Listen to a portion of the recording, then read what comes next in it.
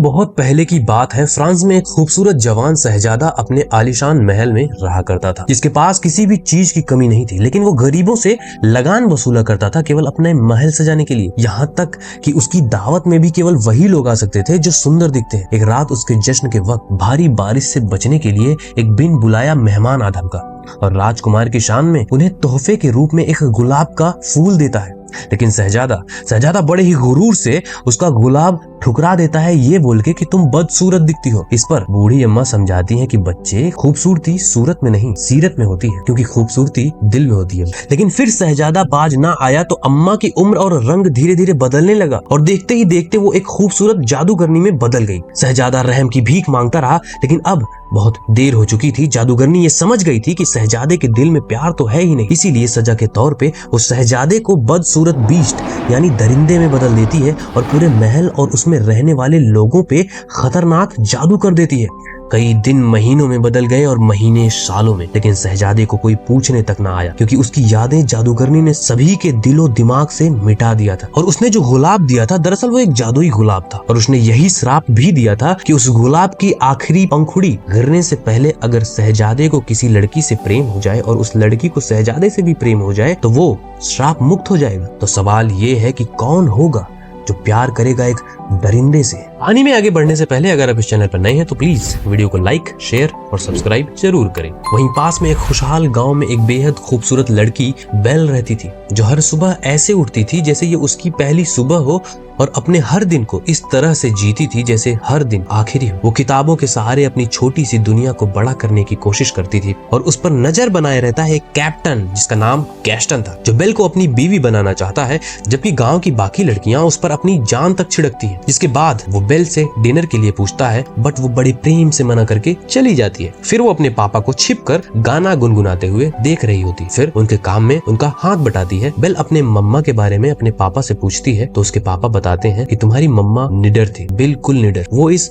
दुनिया से अलग थी। और फिर अपने काम पे जाने से पहले जब वो पूछते हैं कि तुम्हारे लिए क्या लाऊं, तो बेल बोलती है कि एक गुलाब का फूल, जो कि वो हर साल मांगती थी और उसके पापा उसके लिए हर साल लेकर आते थे। और फिर वो बाजार चले जाते, जिसके बाद बेल अपने काम में लग जाती है और वो एक बच्ची को पढ़ना सिखा ही रही होती है। तभी उसे कोई देख लेता है और कहता है, एक और बच्ची को पढ़ना सिखा रही हो। और इसी बात से नाराज उसका सामान उठाकर फेंक दिया जाता है। और इधर वो कैप्टन खुद की तारीफ करते थक नहीं रहा था, जहाँ उसे पता चलता है कि बेल पे मुसीबत आन पड़ी है। और इस मौके का फायदा उठाते हुए गैस्टन उसके पास पहुंच जाता है और बेल को शादी करने के लिए मनाने लगता है। बट बेल उसे ये कहकर मना कर देती है कि हम दोनों एक दूसरे के साथ खुश नहीं रह पाएंगे, इसलिए मैं तुमसे शादी नहीं कर सकती। उसके बाद गैस्टन वहाँ से चला जाता है। फिर बेल के फादर साहब दिखाए जाते हैं, जो जंगल में रास्ता भटक जाते हैं और जानवरों में फंसने की वजह से उनका घोड़ा हड़बड़ा जाता है और बेल के पिताजी को वहीं जंगल के बीच गिरा देता है। लेकिन तभी फिर से वो वापस आकर उन्हें अपने ऊपर बिठाकर वहाँ से निकाल ले जाता है, जिसके बाद दोनों एक पुराने से राजमहल के पास आ जाते हैं। और ये राजमहल उसी शहजादे का था जिसे श्राप मिला हुआ था। फादर साहब के आते ही गेट अपने आप खुल जाते हैं। वो अंदर आते हैं, उन्हें वहाँ पे आग जलती हुई दिखाई देती है। उनके पीछे घड़ी और मोमबत्तियां तक आपस में बात करती रहती। ऐसा लगता है जैसे उनके अंदर किसी ने जान फूंक दी हो, लेकिन ये उसी श्राप के कारण हुआ था। बेल के फादर साहब को ठंड लग रही होती है, इसीलिए वो आग से खुद को गर्म कर ही रहे होते हैं कि उन्हें कुछ आवाज सुनाई देती। इसे देखने गए तो उन्होंने देखा कि लजीज भोजन टेबल पर रखा हुआ है। जैसे ही वो भोजन करने बैठते हैं, एक चाय से भरा हुआ कप अपने आप उनके पास आ जाता है और बोलने लगता है, जिससे फादर साहब डर जाते हैं और भागने लगते हैं, लेकिन जाते जाते शुक्रिया कह कर जाते हैं। और जैसे ही वो गेट तक पहुंचते हैं, उन्हें ये याद आता है कि उन्होंने गुलाब तो लिया ही नहीं, और इसीलिए वहाँ से वो एक गुलाब का फूल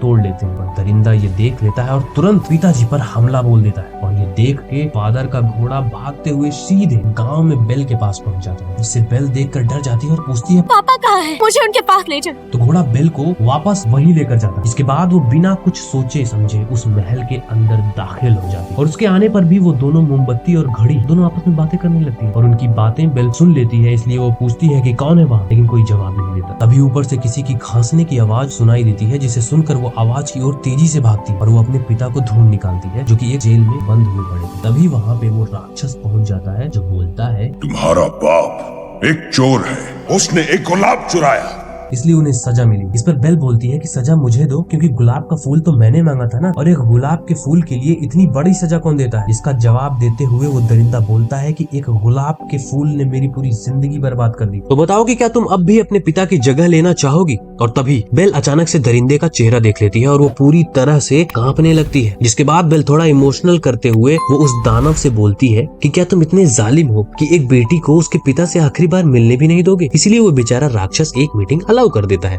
दोनों बाप बेटी एक दूसरे से मिलते हैं और तभी अचानक से बेल अपने पिता को बाहर की ओर धक्का देके खुद को जेल के अंदर बंद कर लेती है। तो दानव बेल को बेवकूफ बोल के चला जाता है और फादर साहब ये चिल्लाते हुए चले जाते हैं कि मैं तुम्हें बचाने आऊंगा, वादा करता हूँ। जिसके बाद कोई आके बेल की जेल का दरवाजा खोल देता है और बाहर आके बेल देखती है तो वो मोमबत्ती था। बेल ये देख के पहले तो घबरा जाती है, बट फिर थोड़े से इंट्रोडक्शन के बाद वो नॉर्मल हो जाती है और इसी बीच उसकी मुलाकात घड़ी से भी हो जाती है और वो मोमबत्ती और घड़ी उसे एक खूबसूरत रूम में लेकर जाते हैं, जिसे देखकर बेल को बहुत अच्छा लगता है और वो बहुत खुश हो जाती है। मोमबत्ती और घड़ी उसे ये बोल रहे होते हैं कि हमारे हुजूर आपको बहुत आलीशान कमरा देना चाहते थे, जबकि हुजूर का ऐसा कोई आदेश ही नहीं। दरअसल वो चाह रहे थे कि बेल को राक्षस से प्यार हो जाए और उन्हें भी जल्दी से आजादी मिल जाए। इसीलिए वो बेल को शहजादे के नाम पर इम्प्रेस कर रहे थे और धीरे धीरे सबसे इंट्रोडक्शन करवाया जाता है। उसमें एक अलमीरा भी शामिल होती है जो बेल को तैयार करती है, लेकिन बेल तो वहाँ से भागने के प्रयास में रहती है, बट उसे कोई रास्ता मिल ही नहीं रहा था। उधर बेल के पिताजी मदद मांगते हुए गाँव पहुँच जाते हैं, जहाँ गैस्टन उनकी मदद करने के लिए तैयार हो जाता है, क्योंकि बाकी लोगों को उस पर विश्वास ही नहीं हो रहा था कि दानव जैसी कोई चीज भी होती है। उधर उस दानव और बेल के लिए पकवान बन रहा था, जिसे देखकर दानव गुस्सा जाता है और उसके पूछने पर वहाँ की सभी जीवित चीजें अपने प्लान के बारे में बताती हैं कि आप अगर उससे प्यार कर लो तो हम सब आजाद हो सकते हैं। जिसे सुनकर वो मान जाता है और बेल को खाने के लिए बुलाने जाता है। तुम मेरे साथ खाना खाओगी, इसे दरख्वास्त मत समझना। तो पड़ी हुई चाय की प्याली बोलती है कि आराम से उस्ताद, प्यार से बोलो। उधर अंदर बेल भागने की तैयारी कर रही थी, लेकिन फिर दोनों में बहस हो जाती है, जिसके बाद गुस्से में वो दानव वहाँ से चला जाता है और अपने जादुई शीशे से कहता है कि मुझे वो लड़की दिखाओ। और उसे देखकर दानव को दया आने लगती है। वो देखता है कि एक और पंखुड़ी गुलाब से गिर पड़ती है और उसी के साथ वहाँ उस महल के टुकड़े गिर जाते हैं और उसी के साथ धीरे धीरे करके सभी चीजें लोहे में तब्दील होने लगती है। उसके बाद चाय की प्याली बेल से मिलने आती है, एक कप चाय पीने के लिए ऑफर करती है, जिसके बाद वो बात करती है और उसे खाने के लिए मनाने की कोशिश करती है। उधर उसके भोजन की तैयारियां चल रही थी और फिर भोजन पानी के साथ साथ म्यूजिक भी पेश किया जाता है। जिसके बाद प्याली बेल को अच्छी अच्छी बातें बताने लगती है अपने हुजूर के बारे में और कहती है कि उनका दिल एक राजकुमार की तरह है, बस उन्हें सही रास्ता नहीं मिल पा रहा है। फिर दोनों गुड नाइट बोलकर अपने अपने रास्ते हो लेती है। इसके बाद वो महल का वो हिस्सा देखने चली जाती है जहाँ पे गुलाब रखा हुआ था और जैसे ही वो उसके पास पहुँचती है वहाँ पे वो दानव धमक पड़ता है और उस पर चिल्ला उठता है,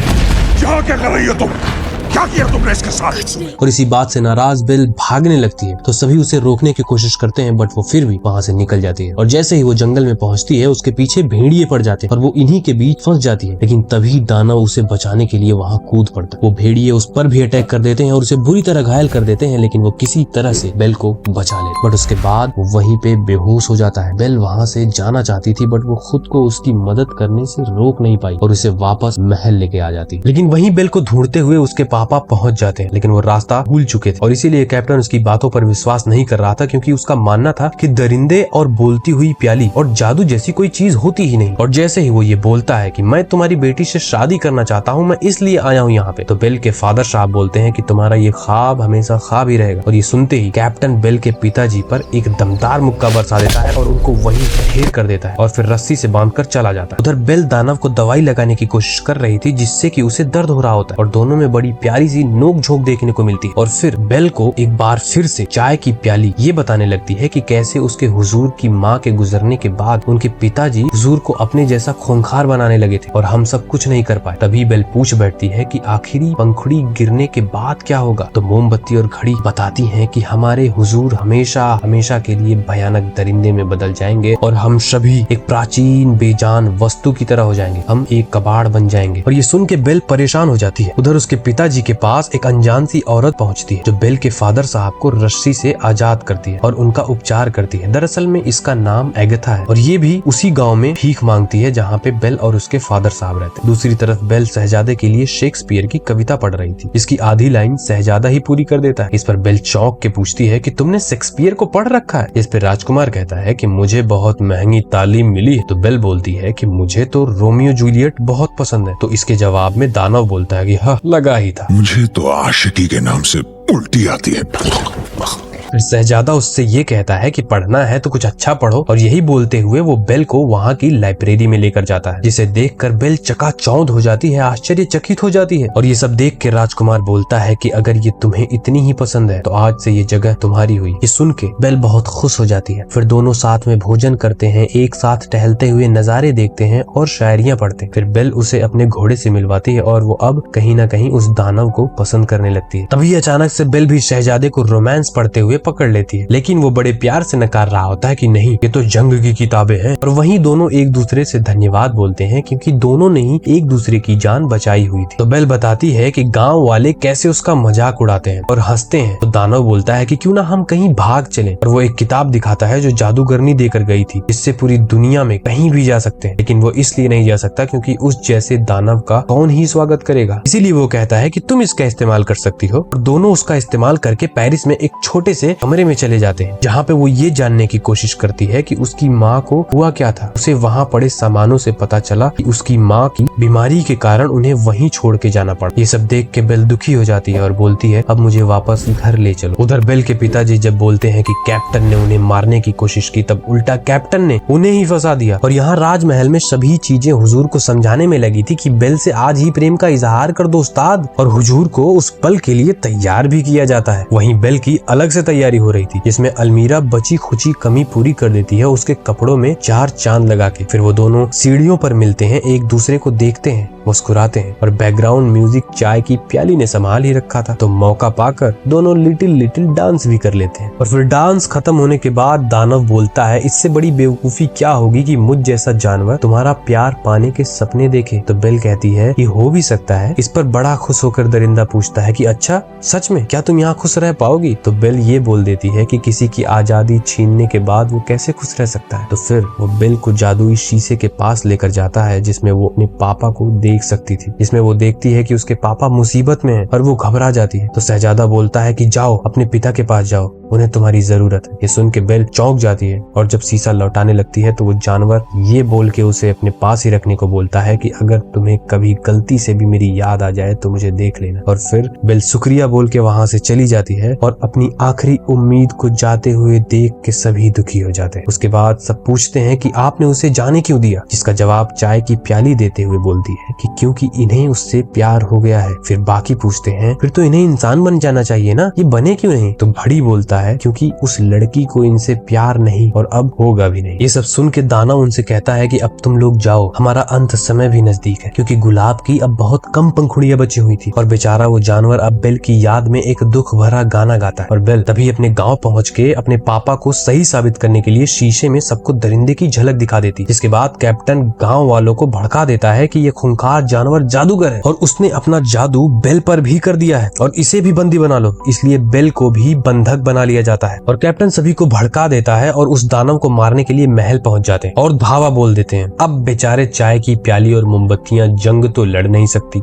इसलिए गांव वाले बड़े आसानी से अंदर घुस जाते हैं। उधर बेल अपने पापा को भी यही समझा रही होती है कि वो मॉन्स्टर दिल का बुरा नहीं है, वो बहुत अच्छा है। उसी ने मुझे आपके पास भेजा है आपको बचाने के लिए। वही मुझे पेरिस ले गया था मम्मी की जगह पे, जहाँ मुझे ये समझ में आया कि आपको उनको वहीं क्यों छोड़ के आना पड़ा। इसीलिए मुझे उसको चेतावनी देनी पड़ेगी कि गांव वाले उसे मारने के लिए आ रहे हैं। उधर वो लोग दरवाजा तोड़ के अंदर भी घुस गए थे, लेकिन जैसे ही उनमें से एक चाय की प्याली का मजाक बनाता है, उनपे वहाँ की वस्तुओं के द्वारा हमला कर दिया जाता है और देखते ही देखते कुर्सी, मेज, पियानो और हर एक चीज सबके ऊपर अटैक कर देती है और मारने लगती है। इसी दौरान बेल और उसके फादर भी ताला तोड़कर बाहर आ जाते हैं और बेल घोड़ा लेकर महल की ओर भागती है, जिससे वो मॉन्स्टर की मदद कर सके। लेकिन महल में तो बाकी सब ने सब कुछ संभाल ही रखा था और सबको मार मार के भगा दिया था। बट गैस्टन शहजादे के पास अपनी गन लेके पहुंच जाता है और कहता है कि मुझे बेल ने भेजा है और क्या तुम्हें सच में लगता था कि उसे तुमसे प्यार हो जाएगा। और ये बोल के वो दरिंदे को गोली मार देता है, बट वो बेचारा किसी तरह बच जाता है। तभी वो वहाँ पे बेल को देख लेता है तो खुश हो जाता है कि वो उसके लिए वापस आई है और वो उसके पास आने लगता है, लेकिन गैस्टन शहजादे पर अटैक कर रहा होता है। इसी वजह से दानव की खिसक जाती है और ये पलटवार कर देता है, बट फिर भी अब वो दरिंदा नहीं बनना चाहता था, इसलिए गैस्टन की जान बख्श देता है और बेल के पास आ जाता है। लेकिन इस चूतिए गैस्टन की गांड में कीड़े की वजह से वो एक बार फिर पीछे से गोली मार देता है और रीलोड करके एक तीसरी गोली भी मार देता है और मारते ही जिस पुल पर वो खड़ा था वो उसके साथ ही गिर पड़ा। लेकिन अब बीस्ट पूरी तरह घायल हो चुका था और उसे इस बात की खुशी थी कि बेल उसके लिए वापस आई। इस पर बेल बोलती है कि मुझे तो वापस आना ही था। तो बीस्ट कहता है कि चलो कम से कम तुम्हें मैंने आखिरी बार देख लिया, मेरे लिए इतना ही बहुत। ये कहते ही गुलाब की आखिरी पंखुड़ी टूट जाती है और वो बीस्ट की जान निकाल कर ले जाती है और धीरे धीरे सभी अपने असली रूप को खोकर श्रापित वाले रूप में ही फंसने लगते हैं और चाय की प्याली, घड़ी, मोमबत्ती सब बेजान चीजें बनने लगती हैं। तभी वहाँ पे वही एगथा आ जाती है जो भीख मांगा करती थी और जिसने बेल के पिता की जान बचाई। और वो देखती है कि बेल उस जानवर से प्यार करती है और वो उसे किस कर रही होती है, तो वो दानव की जान बचा लेती है और उसे उसके असली खूबसूरत रूप में वापस ला देती है, जिसे देखकर बेल और शहजादा दोनों ही बहुत खुश हो जाते हैं और वो एक दूसरे को प्रेम भरी चुम्मी देते हैं और वहाँ की सभी चीजें अपने असली रूप में आने लगती है। चाय की प्याली और उसका बच्चा कप दोनों अपने अपने रूप में वापस आ जाते हैं। वहाँ पे खुशहाली जैसे लौट सी आती और सब हैप्पीली एवर आफ्टर हो जाता है, मतलब हंसी खुशी सब कुछ खत्म हो जाता है। तो अगर आपको ये वीडियो अच्छी लगी हो तो प्लीज